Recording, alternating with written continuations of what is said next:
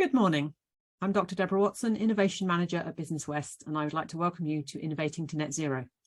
If you're new to us, Business West is a B Corp offering business support to start-up and growing businesses in South West England. And I shall share more information on how you may be eligible for our support at the end. This week is Net Zero Week, and for the last month, we've been looking at the key challenges and opportunities that innovative businesses are facing on their road to net zero. We've covered setting out a strategy, legal requirements, sustainable finance, and procurement and contracts. Innovating to Net Zero has been about how you can have green, responsible growth for your innovative business. A little quick housekeeping before we start. If you want to ask our speakers a question, please add them to the Q&A section, and we are recording today's session so you can watch it back later if you wish. So this morning, we're looking in more detail about your net zero messaging to your current workforce, potential employees and customers. And today we welcome three guests: John Taylor, who has spent over 25 years working with people and culture; Jessica Valentine, who is Director of Responsible Business and achieved B Corp status for Business West. And we welcome back Net Zero Business Advisor at Business West, Aisha Stewart. And Aisha will share her experience on communicating your sustainability messages the right way. So good morning, Aisha. All right. Good morning, everyone. Thank you for joining me for the fourth week. Hopefully you are not sick of me just yet. My name is Aisha. I'm going to be presenting alongside my colleagues, John and Jessica, this morning. As Deborah mentioned, this is the fourth and final webinar of the Innovating to Net Zero series, but not the last opportunity to hear more about what we're doing here at Business West, and I'll share a bit more information about that today. But the focus of today's webinar is on communicating your sustainability ambitions. As mentioned, if you've got any questions, do please pop them in the Q&A button in Zoom. Here are the topics that we'll be covering in today's webinar, really just highlighting the importance of communicating your sustainability ambitions, providing some tips when making green claims, and John will look at kind of communicating your ambitions throughout your whole entire HR life cycle. And Jessica will provide a bit of case study of what we're doing here at Business West. So just a little bit about what we're doing here at Business West, and apologies for everyone that's been here every week. I've repeated this various times, but for anyone that's new, we are one of the largest chambers of commerce in the UK. Business West works with over 20,000 businesses with the aim of making the Southwest the best place to live and work. And we were the first chamber of commerce to become carbon neutral, and we're aiming to be net zero by 2030. Additionally, we became a B Corp in 2021, which is a designation for businesses that demonstrate a high social and environmental performance. But as an organization that works with a range of businesses across the region, developing workshops and resources to help businesses on their sustainability journey, we really want to ensure that we're leading by example. We're very much on this carbon reduction journey and are continually looking for opportunities to reduce our own footprint. And we'll share a little bit about kind of our journey as well towards the end of the webinar. Additionally, we're involved in some leadership boards within the region, and that provides an opportunity for us to be a voice for our members and other businesses in the region in decision making. So far through our workshops, we've been able to help over 70 businesses, most of which SMEs within the region, get started on their carbon reduction journey. I'm going to do a very quick shameless plug. So part of our offer at the moment is our Training to Net Zero support, which consists of various different elements, one of which being our Aiming for Net Zero workshops. They aim to provide businesses with the foundational knowledge to help them make progress on their carbon reduction journey. We recently expanded the catalog of workshops that we provide, really to help businesses kind of deepen their knowledge and expertise within the space and help them to take additional steps on reducing their carbon footprint, as well as helping to help kind of amplify some of the work that they're doing and talk more about this within their stakeholders as well. Additionally, we offer our Lunch and Learn webinars. These focus on specific topics relating to net zero and include speakers and provide businesses with an opportunity to share kind of good practice. Previous topics have included carbon offsetting, greening your supply chain, as well as electric vehicles. Our next one is not until September 28th, but we'll be looking at digital sustainability for our next one. So if you're interested, please do scan the QR code and it'll take you to the website and you're able to register for that event. And as part of our net zero offer at the moment, we have funding to support SMEs with up to 12 hours of support on their carbon reduction journey. Thanks to some funding from Somerset Energy Innovation Centre, businesses get up to 12 hours of support, which includes our workshops, any of our lunch and learn events, as well as one-to-one support from myself. So if you are interested, please do get in touch after today's webinar, and we'd be happy to kind of have a conversation about the support that we provide. Additionally, if you are an innovative business, you can also contact our Innovate UK Edge colleagues. So please do get in touch with us after today's webinar, and we're happy to direct you to the most appropriate team within Business West to support you with your request. All right, so these are the slides that I've used in each of, I think, every of the webinars that I've done, but really just really trying to reemphasize the benefits of taking action as a business. So I'll just recover them again, and today's focus of today's webinar will be very much on kind of how are you communicating that and the benefits that come from that. Some of the benefits that we've talked about already are really about the opportunities for efficiencies and financial savings. So this comes from the implementation of energy efficiency improvements, from additional insulation to more energy efficient equipment. This is likely to result in some financial savings on your heating and electricity bills. Also, which we spoke about in last week's webinar, meeting the expanding procurement requirements. There's an increasing need for net zero, for businesses to have carbon reduction plans or net zero plans in place when bidding for new work. And we spoke a lot about that in last week's webinar with Catherine. Additionally, this helps support other business initiatives. So by acting now and taking the time to look at your carbon emissions, it opens up the opportunity to consider other business initiatives, whether that's sustainable development goals or B Corp, which has definitely increased in popularity in the last few years. And then there's also the opportunity to really strengthen your reputation.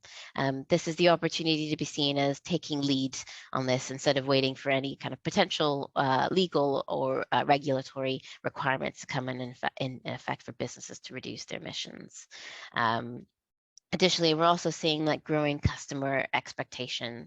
According to a McKinsey study, about 76% of people think businesses should have a legal responsibility to the planet and people alongside maximizing their profits. As more individuals are looking to reduce their own kind of personal environmental impact, there's an increasing need on businesses to provide more sustainable options, as well as taking a stand on reducing their own environmental impacts as part of the wider contributor to the problem. So I'm very much I very much speak about, if we're not there already, I think we're very much almost at the point where it's kind of not okay to be taking action. And lastly, employees are seeking proactive employers. Increasingly, more people want to work for organizations that are doing great things and align with their own kind of personal values. According to a McKinsey study, another McKinsey study, 76% of employees now demand purposeful work. These purpose-driven employees are 6 times more likely to stay at a company. There's a growing interest. There's a growing interest in employees applying and accepting roles for companies that are environmentally sustainable. And from speaking to businesses that we're working with, we're finding that a lot more people are going into interviews and asking organizations, you know, what are you doing around sustainability, as well as other wider social and environmental issues as well. But the focus of today's webinar is really around kind of communicating your sustainability ambitions. We're in a time where there are rising expectations from stakeholders, whether that's from your employees, from your investors, your customers, and even the public. As mentioned on the previous slide, about 76% of people think businesses have a legal responsibility to the planet, people, alongside maximizing profits. As a result, there's an increased need to be able to share what you're doing as an organization to help people and this planet. So in my slides, I'll share some examples of some of the impacts of kind of falling foul to kind of potentially some misleading sustainability claims. But the question that I'm sure many of you have here today is, Aisha, why does it matter that I share what I'm doing? That I share my sustainability ambitions, and what should I be sharing? As I've mentioned before, individuals and companies now want to make better choices when it comes to the businesses that they support, and want to be able to make kind of logical and thought through decisions on where they spend their money. Sharing what your carbon reduction targets are, as well as some of your other ESG ambitions, provide an opportunity to showcase the steps you've already taken as an organization to identify the impact that you're having, and determine a way to reduce or even eliminate it. Additionally, it provides the space to showcase the steps that you've already taken, and showcase kind of any upcoming initiatives and projects you have in place regarding your ambitions. And it also creates the opportunity to highlight the challenges and obstacles that you'll likely face in this journey as well. The journey to net zero isn't easy, it's not clear, it's very muddy, it's very murky. And I think that there is strength in being honest and transparent about where you are on your journey. I firstly just also want to talk about two terms that are quite popular-ish within the space. Maybe popular to me, that depends on who I hang out with. But many of you are likely aware of the term greenwashing, where a company uses advertising and public messaging to appear more sustainable, I guess more climate friendly than they potentially really are. But what we're starting to see a bit more of in recent years is the term greenhushing, where companies choose to keep their sustainability targets and their performance private for the fear of falling short under stakeholder scrutiny. And yeah, I know a lot of people, there's a lot of fear around some of the Twitter trolls and kind of the internet people that can come and call out a lot of the actions that businesses are doing. And I think as a result, a lot more businesses are worried about saying the wrong thing or getting scrutinized for their actions, or neglecting to say anything at all. There's increasing support from agencies, from various PR and comms agencies, or even our own workshop here at Business West on how to effectively communicate your actions to your stakeholders, so you don't get stuck in a place where you're not saying anything at all. So I do quickly want to talk about the Advertising Standards Authority. So the UK the Advertising Standards Authority is the UK's independent advertising regulator. The ASA makes sure ads across the UK media stick to the advertising rules. They respond to concerns and complaints from consumers and businesses, and take action to ban ads which are misleading, harmful, offensive, or just irresponsible. I'll share some examples on the next two slides of where they've pulled ads from companies where they're putting out information that was slightly misleading. To help marketers and advertisers on this journey when making environmental claims, they've created an e-module to help share the fundamental principles of what to be aware of, and hopefully prevent you from being called out as well. So one of the examples that I'll share, both of these are quite recent decisions that happened in the last month or so. So the first one is Anglian Water. They are the water company for kind of the east of England, and they've recently had one of their ads banned. In their ad that they published, I think the ad actually was published towards the end of last year. They said that they were creating wetlands to clear water using nature. It also said that they were protecting nature using tanks to collect rain to prevent flooding. And they said in a voiceover that, in fact, everything they do today is for tomorrow. The ASA received some complaints regarding this ad, which aimed to highlight that everything they do currently as an organization is for the betterment of tomorrow. The ASA upheld that challenge by, I think, 9 complainants that came through, that the Anglian Water's ads were misleading because they omitted the company's history of releasing sewage into the water.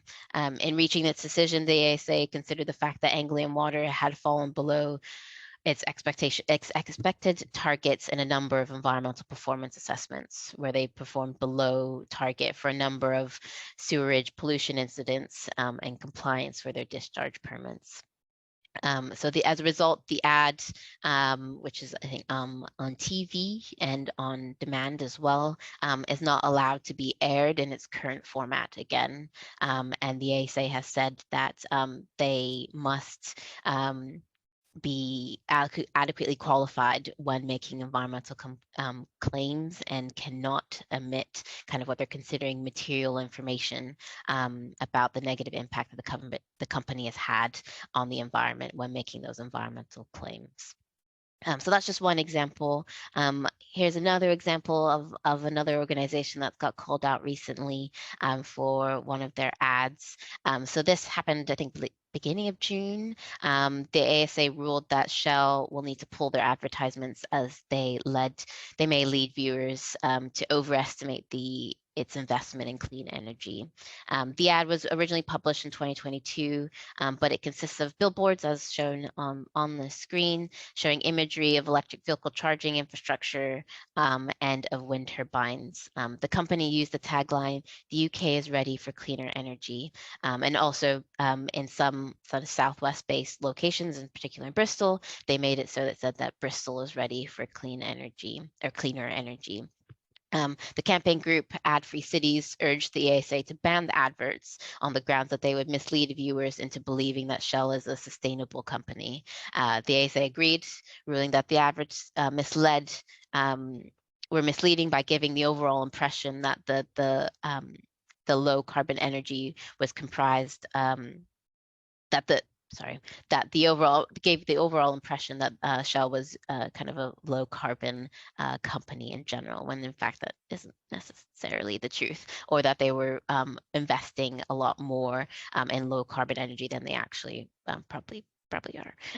It is estimated that Shell allocates probably just 1% of its investments in the year leading up to that campaign in renewable energy and electric vehicles in the UK. So it's again just reiterating the fact that these are both kind of examples of just a little bit of greenwashing. I don't want to get sued or anything, but just some implications that have happened as a result of omitting information as a result, or just not being kind of very factual in terms of the information that you're putting out to the world. And subsequently, they've had their ads pulled as well.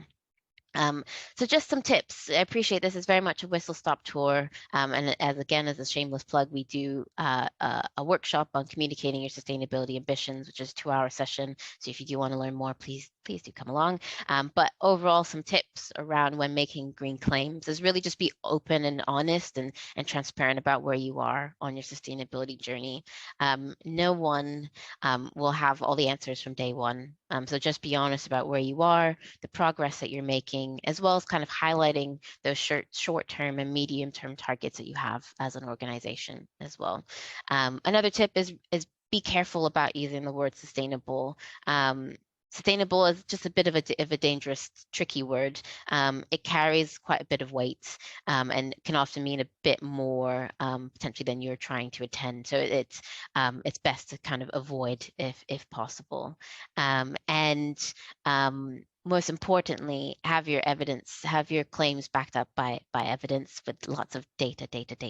I can't kind of reinforce that enough. I think where some other organizations have been called out is they've stated that they're doing great things and not necessarily have the data to kind of back up some of their claims. So it's so important to really have that information about what progress you're making on your carbon reduction your journey, and other kind of social issues you're looking at as well. But yeah, really emphasize the importance of having that data is necessary. And as a recommendation, I'd highly recommend checking out the ASA e-learning module that they've put together as a kind of starting point for anyone that's working in this space and putting together some environmental claims, just to kind of know what to avoid and how to do that safely as well. So that brings me to the end of my very much whistle-stop tour of what I'm talking about here today. But as I mentioned, we do have our Communicating Sustainability Ambitions workshop. So please do come along, but I will hand back to Deborah to hand over to John. Thank you so much, Aisha, for your run through. Next, we hear from John Taylor. John is an HR and innovation advisor. So John, over to you. Thanks very much, Deborah. That's very good, and welcome to everybody. And yeah, I'm looking forward to just giving you an insight into my view about where this sits with employees and prospective employees that you might choose to employ in the future.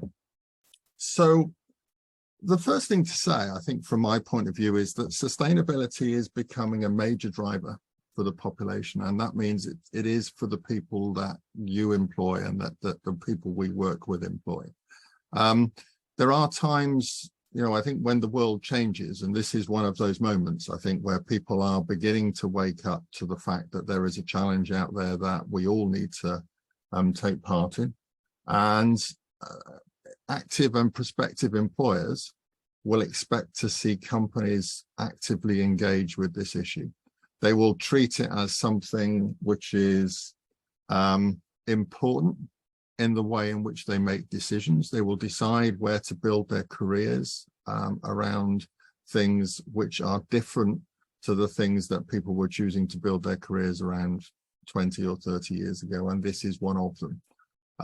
So employers need to think really, really carefully about the way in which they engage with their employees on this issue. And I agree with everything Aisha said. This is not just about the simple stuff. This is not about being dishonest. Employees are sophisticated enough to know that these are challenging and difficult times, but they want to know and they want to understand that as an employer, we get it, we understand it, and we are doing our bit in order to be net zero, in order to be sustainable, in order to build a better future for the people of the world. And the opposite of that is that failure to act will put businesses at a competitive disadvantage. And I think that's it. I have to put it as bluntly as that, really, that people will make decisions, people will make choices. The best young talent will make choices built around where they believe they can build a 20, 30, 40-year career. And I think if businesses are not offering those sorts of opportunities, that will not be the place they want to go. And I think it's important to realize that it's not simply altruistic. A large part of it is about doing the right thing, but also young people are sophisticated enough to know that there are areas which have a future, and there are other areas where perhaps the future is more limited for them. Okay, so we all need to think about when we are asking young people to build their careers within a particular market sector.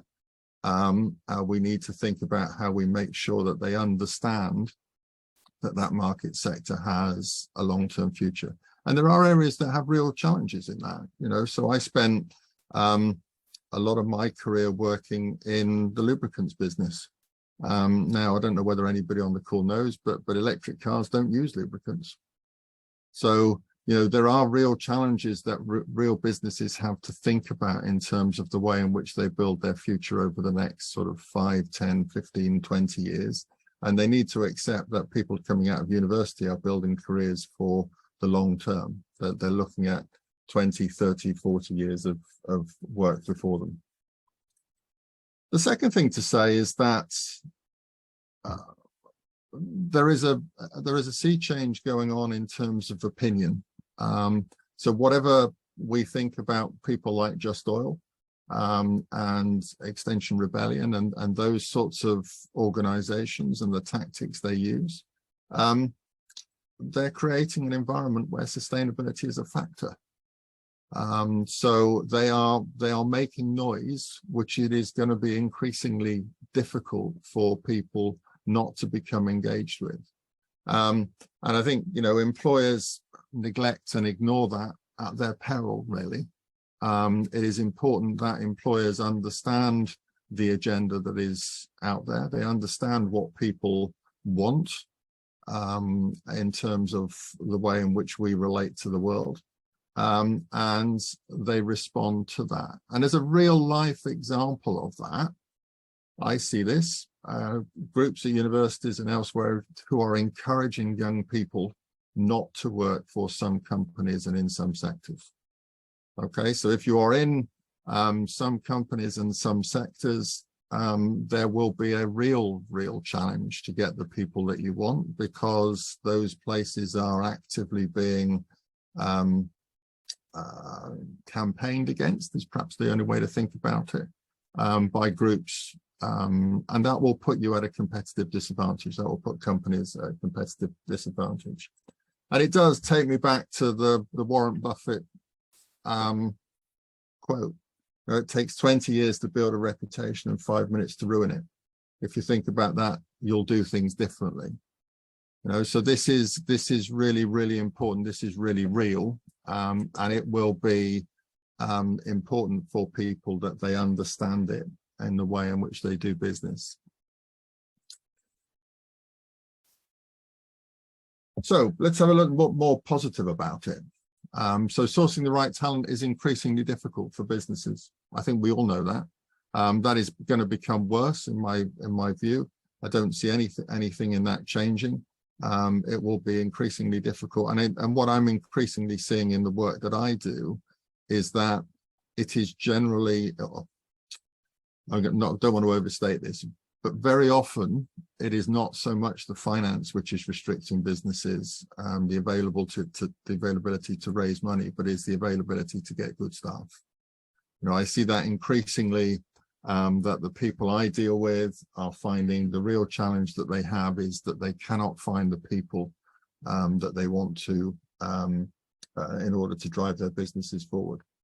But that does mean that if you have a commitment to the right thing, and you can persuade people that you have a vision which will deliver a long-term future for them, you will attract good people. And I think that is the way to think about this, that this is an opportunity for businesses to set themselves apart, to set themselves as people who think about the future, for people, organizations which are building for the world of 2050. Not the world of 2020 or 2030. They're setting out a stall for the long-term future of society. And if you give people that opportunity to develop the skills they need to build a career, then I think that will be a great opportunity for the best people to gravitate towards the best businesses. And their assessment of the best businesses will include this as part of what it is that they want to talk about.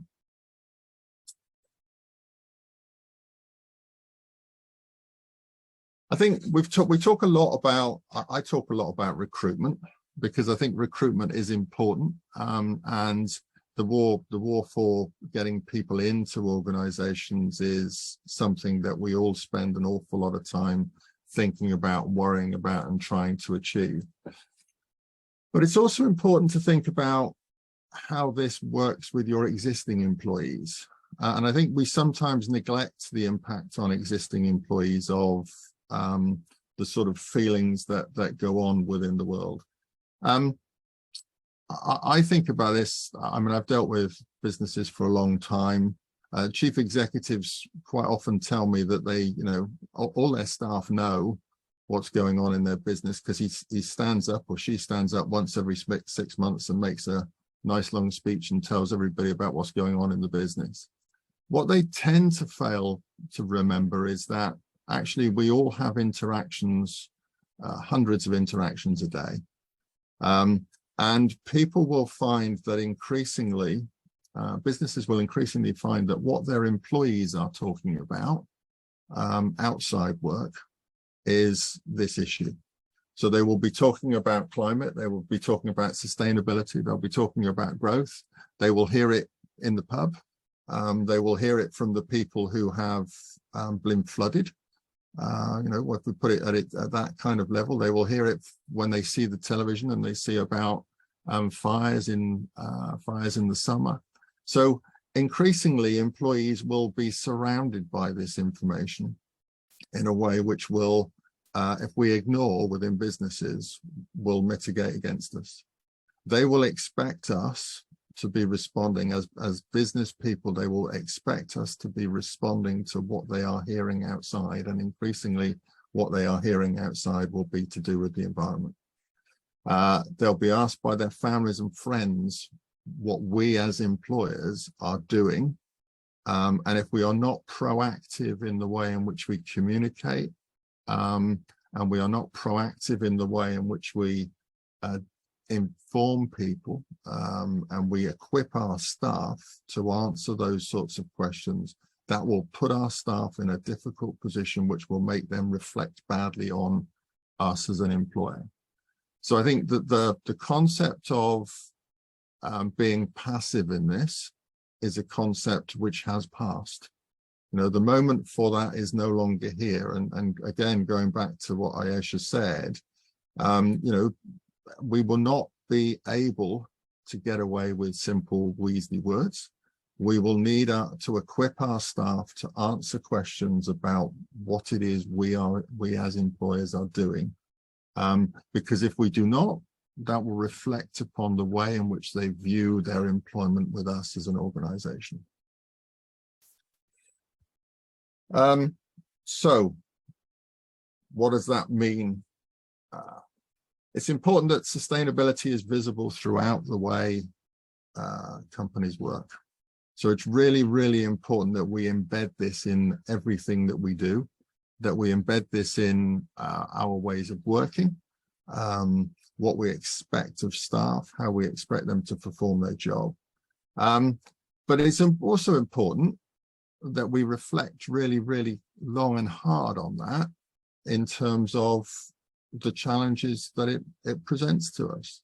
So, you know, we've seen this in real life, haven't we? Because of the pandemic, we have seen the actual impacts of an increasingly virtual world. And one of the things I now spend perhaps more time on than I've needed to in the past is the whole question of how we induct employees in a virtual world. You know, so how are we going to go about building relationships between staff in a world where actually quite often they won't meet each other for weeks and weeks and potentially months and months on end?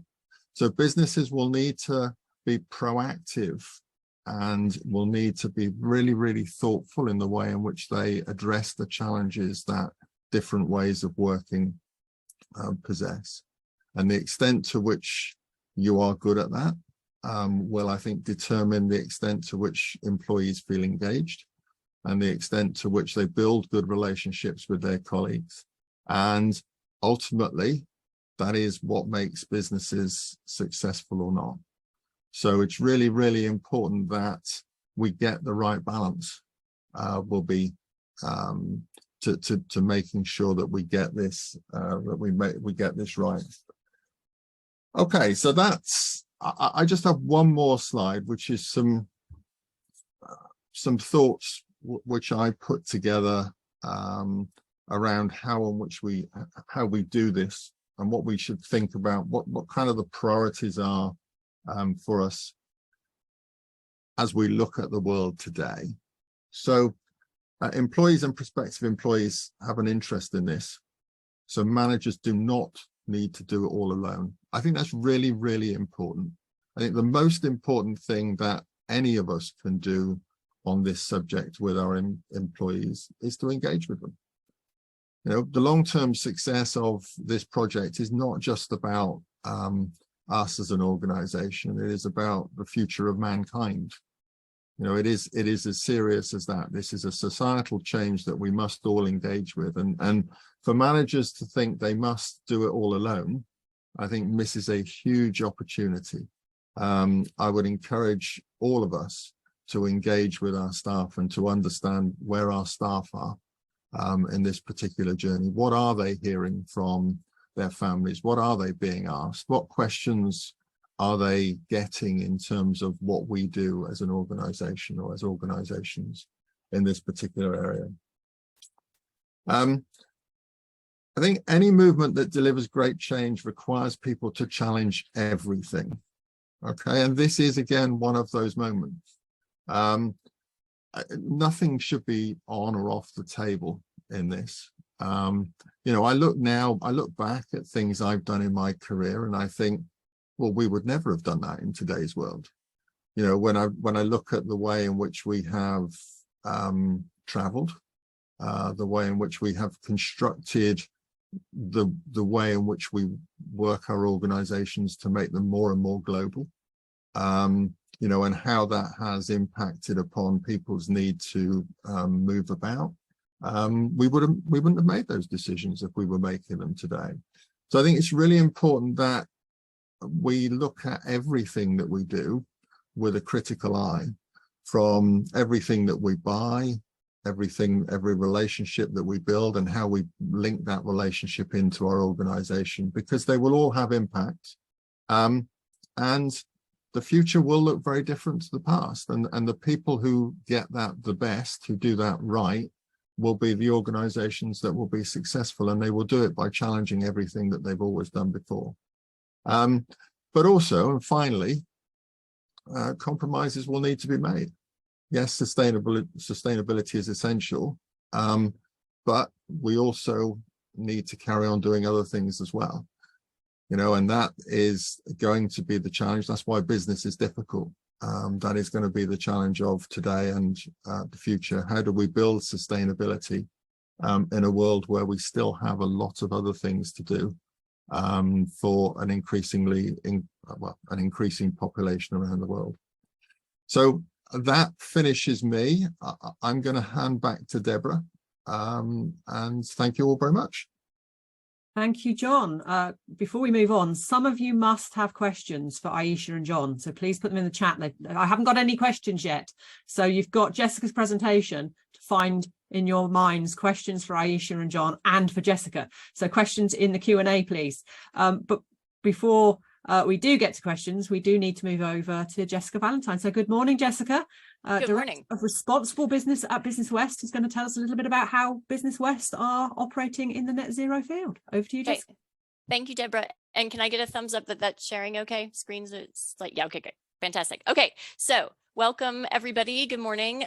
So I'm Director of Responsible Business at Business West. And so this role is a somewhat new title, new role. And really what it's about is stating our intention to our employees and to the world in terms of how we see that being a responsible business is connected to performance. And we think that it's important enough that we have exec level responsibility looking at this. And so it sort of fits quite neatly to talk about us and use us as a case study for the different things that Aisha and John are talking about. So our journey started at least 10 years ago, was probably when we possibly had our first green team sort of internally that came together of employees. And so we've been on this journey for a long time, but obviously it has, well, maybe not as long as some, but for a good length of time. And yeah, and so we have a lot of background to reflect on. So I'll talk through some of this, and this will hopefully just give you one example of some insight, bringing to life some of what Aisha and John have been talking about. So I'm going to talk a little bit about how we embed sustainability and how we talk about it externally, and then I'll talk a little bit about it internally, and then the impacts of what we see.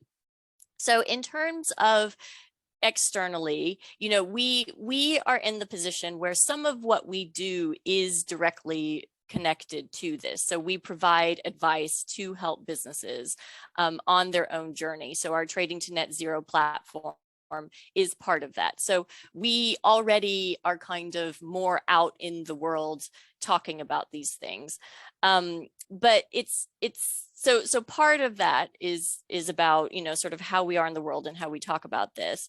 But I think part of what's important is it's the balance of words and action, you know, because I think it's important to have the words out there. So because, you know, I think only actions means that you aren't amplifying what you're doing. But obviously you have to have the balance of, you have to be doing things. You can't just be empty talk.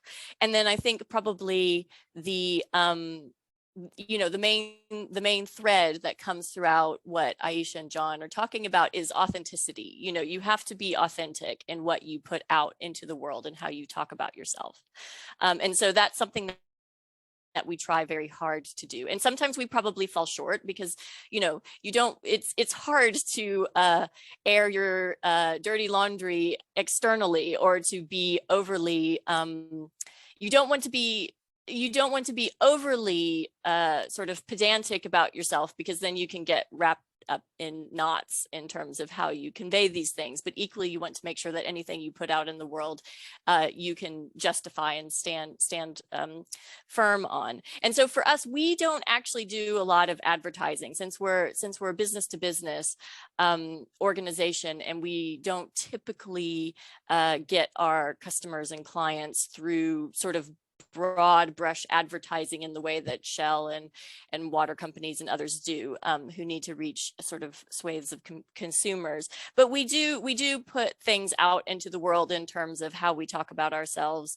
But one of the things, and we publicly declared our sort of commitment to net zero back in 2020. So that was something where we did put ourselves out into the world publicly, and had a press release about it, and tried to, you know, sort of make a bit more noise about it. But also we back that up with our publicly published carbon reduction plan in terms of what our journey is going to be to get to net zero, and to sort of follow up on that commitment. So that's something that's important to us, to sort of put that out there in the world. And as Aisha says, back it up with data. So when we publish, this is the latest one, eagle-eyed people will see that it has the old branding on it, but this is the latest one that's up live on our website. And it says where our footprint is. We share the data about how we're doing against these things, against our baseline year, and where we're going to go next. And so this is something that we have the commitment to. The other way that we sort of put out in the world about what we're doing is by participating in the networks in which we're members. And so we speak at events and roundtables, and we talk about our experience, and things like this morning is part of us putting out into the world, talking about what we're doing, sharing our own experience. We find that is an important way to communicate our ambitions. And then also, again, like Aisha said, sort of lead by example. And the example is not that we're, you know, pristine eco warriors that are at the forefront of everything that we're doing. Our example is we are a real business struggling with the real issues that John is talking about, and we are sharing how we're going about it. And we have to make choices in terms of, we can't necessarily, we have a grade 2 listed building that we have to currently operate from as one of the many locations that our employees operate from. And there's only so much we can do there, but then also there's some things that we can do that are very expensive and that we haven't committed to yet. But I think by talking about all of that in these public spaces, we start to again sort of be authentic about what we're trying to do. Okay, and so I think thinking internally, you know, there are various ways that we communicate with our employees about what we're doing and what our ambitions are. Onboarding, in terms of, you know, there is a process by which we share with all new employees. We have a session that our project manager internally, Sue, goes through with all employees about, this is our approach, this is what we say, this is what we're doing. And part of that is because, again, we want to convey to employees our values, like John was talking about. Also, some of it is we need to get people on board, because part of the changes that we want to make is about behavior change within our employees themselves.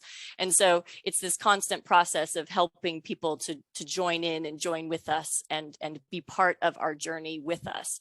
Also, we have, you know, monthly and in-person, monthly online and occasional twice a year in-person gatherings. So we try and incorporate, again, both in terms of the little things of encouraging people to travel sustainably and, you know, and car share and all that sort of thing, and try to facilitate that as much as possible.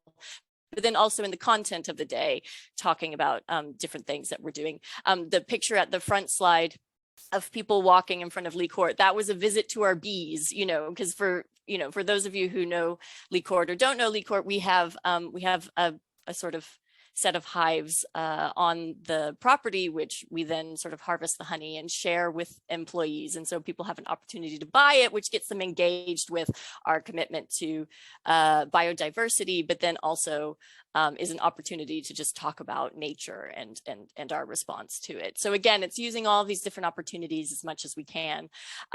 We also try to get people involved, and on the internet is one place where other employees have an opportunity to then, it's not just top down, it's also bottom up in that way. And so those of you who know the innovation team colleagues well, you'll spot Tony, who is doing his own snail up project, building in his garden a home for various wildlife, and so his own personal commitment to biodiversity is being shared and amplified with colleagues around the business. So we're trying to, and then you can see we also got we were shortlisted for a Space for Nature award for our bees. We love our bees. We just want to talk about our bees constantly because they're just great. But anyway, so I think, again, to reiterate, it's about actions and words, and trying to constantly have both happening and have them match and have them sort of be equal. And then finally, in terms of embedding it within performance, so much of it is about mainstreaming these conversations into all that we do, whether that is externally or internally. And so having it within our performance management process in the appraisals is important, because then it creates space for those conversations between managers and team members to reflect on what they're doing as individuals, what the teams are doing, how that sort of rolls up into the corporate objectives. And we're currently going to be reviewing our appraisal framework, and so this will be part of that in terms of how can we embed it even more. And some of that is due to us being a B Corp. Some of that is just, it's again trying to embed the kind of responsible business principles within everything that we do. So in terms of impact, how that impacts us, again, focusing on internally, these two quotes were sort of anonymous quotes taken from one from Glassdoor, which again is a public platform for employees talking about their employer. And then we have a twice yearly pulse survey. And so that's an opportunity for people to tell us, directly in their own words, how they're feeling about things. And these two quotes, don't specifically necessarily say, you are doing this, and so therefore I'm feeling this, but I think they get at how people are responding positively to our efforts in terms of talking a lot about what we're doing and and our particular ambitions in this area.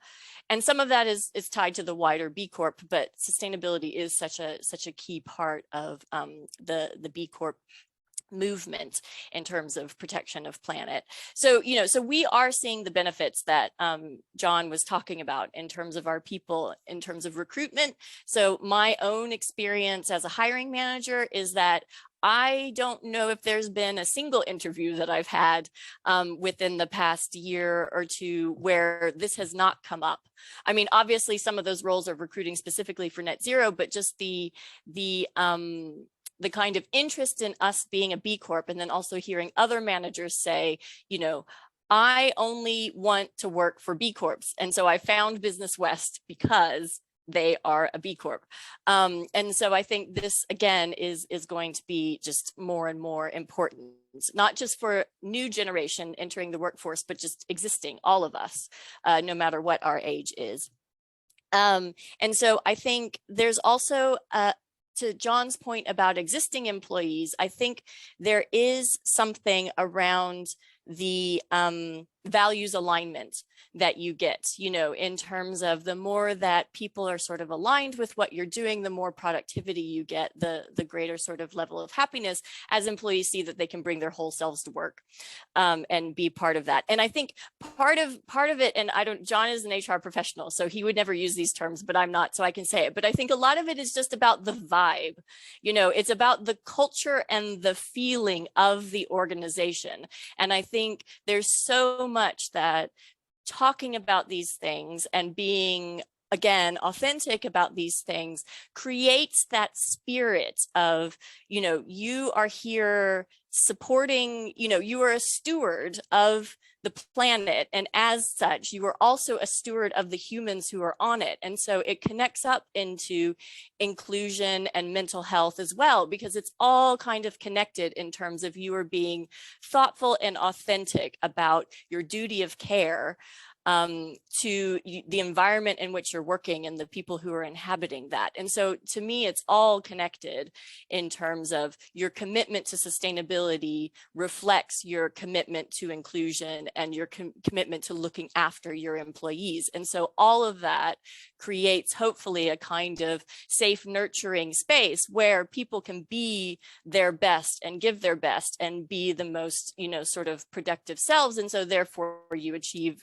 your objectives as a whole, because just to sort of end, you know, on reiterating John's point about it's a huge opportunity. Yes, it's a challenge, and, you know, and it's something that we have to respond to. And there are kind of negative forces, I guess, that are, you know, that we're sort of threats that we're sort of responding to. But I think it's really sort of gives companies opportunities to really sort of help their employees thrive and also commit to something that can get everybody sort of together and jointly and working together. And that sort of spirit of community and working together for a common goal does so much in terms of, you know, commitment to each other, building the social bonds, building the kind of contract between employee and the company, and the sort of unspoken social contract. And so I think it's important to also think about this in the sort of the positivity that it can bring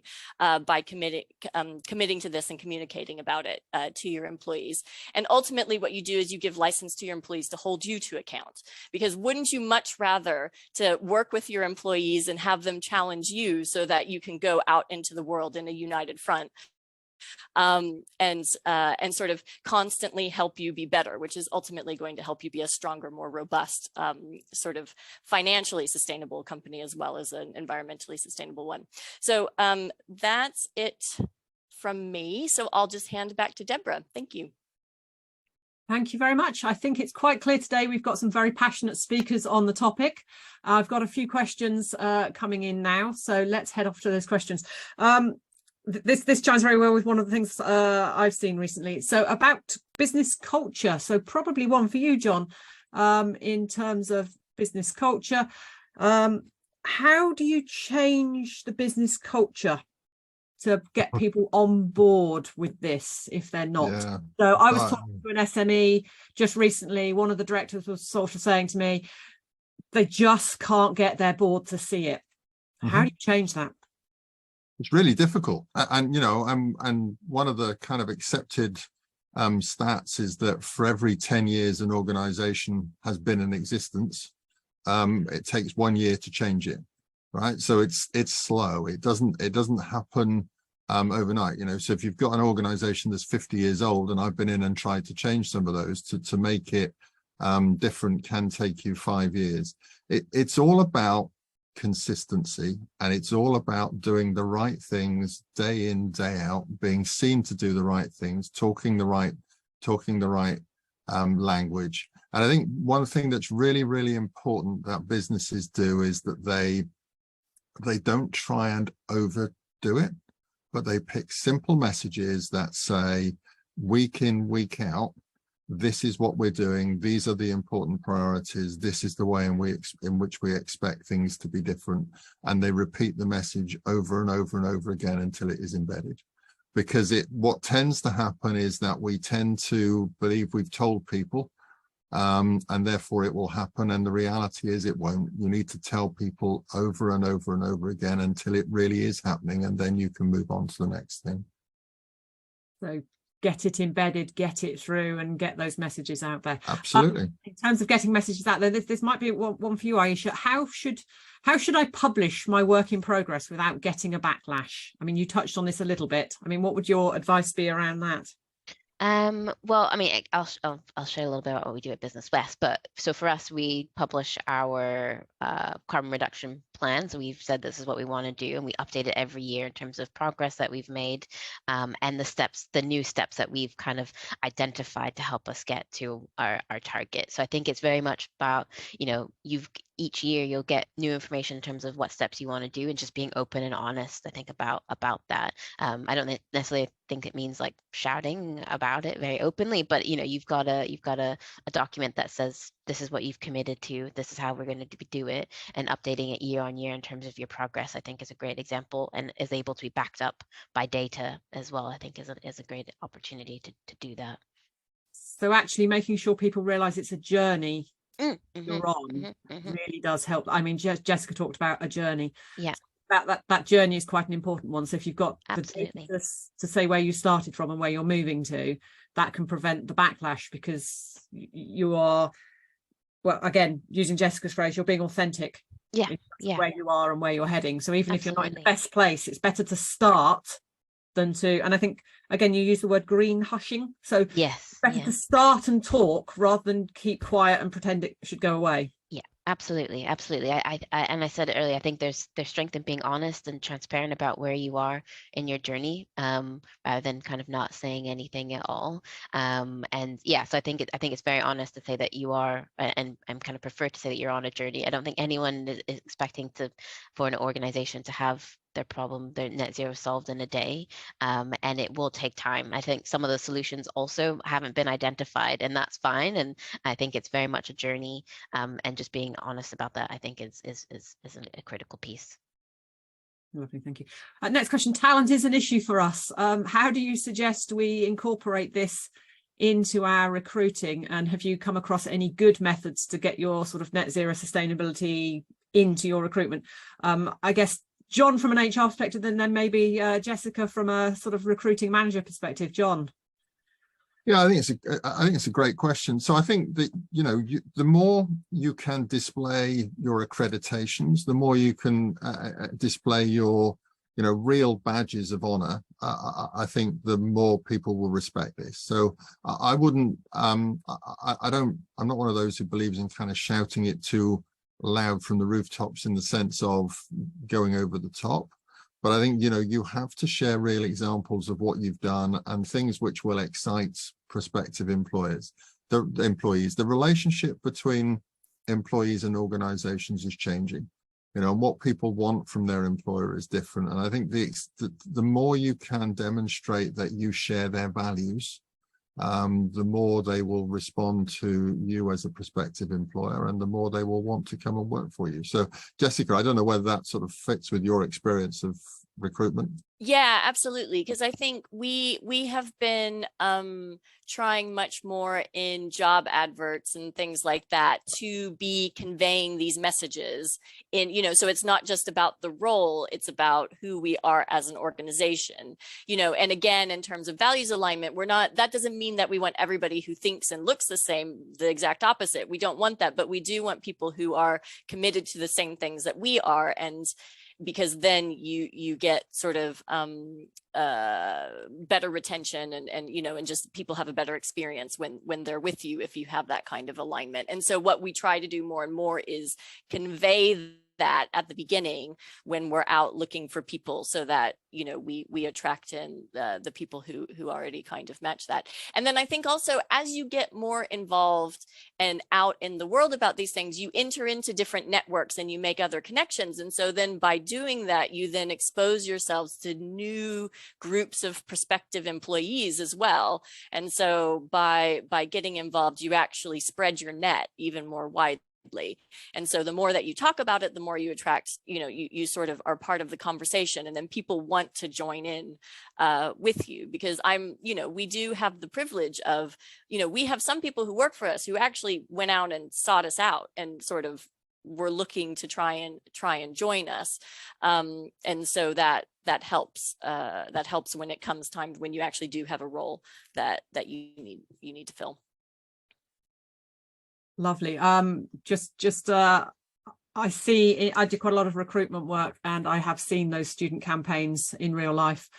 So in terms of new workforce coming out of colleges and universities, is definitely going to be a bigger thing. And I think current workforce are becoming more and more alert to this as well. So I'm going to just finish on a little quote from Antonio Guterres, who's the Secretary General of the UN, who wrote last autumn: "My message to the youth of today: do not take up careers with the climate wreckers.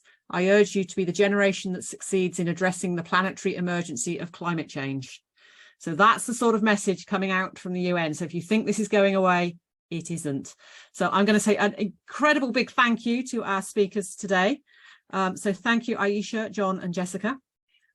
If you require more support around what you've heard, do drop Business West an email and we shall be in touch. We'd be very happy to support you on your journey to net zero. As mentioned, this event is part of a 4-part series, and you will benefit from watching them all. You can catch any of the sessions you've missed by scanning the QR code that has just appeared on screen, or by going to Business West's YouTube channel. Finally, again, thank you, Aisha, John and Jessica, and thank you to all of you for joining us today. We hope you found this session insightful, and all the very best on your journey to innovating to net zero. And good morning to you all. Thank you.